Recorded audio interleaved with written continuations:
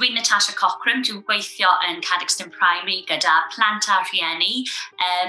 Dwi'n gweithio yn y siop y Big Bocs Bwyd ac hefyd dwi'n defnyddio y bwyd o ffeisiau i coginio gyda'r plant pob wythnos.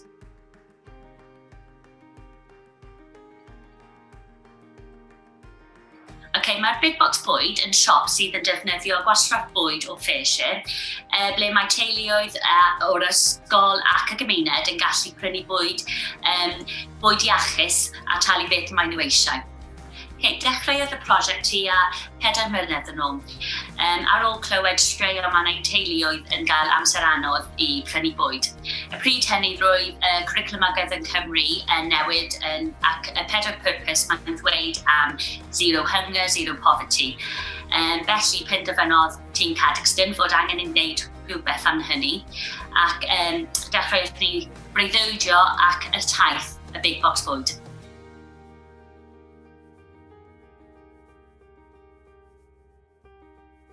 Mae'r Big Bocs Bwyd nid yn unig siop, mae'n rhywle ble mae pobl yn gallu cwrdd a gael sgwrs, rhannu straeon am y cymuned.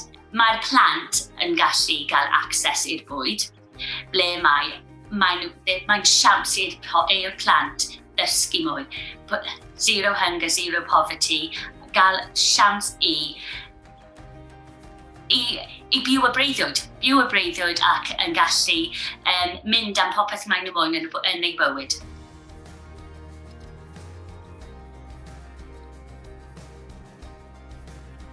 Bydd 1,100 o bunnoedd o'r llywodraeth mynd i helpu'r cymuned o'r Cymoedd, y plant, y holl cymuned i tyfu gyda'n gilydd.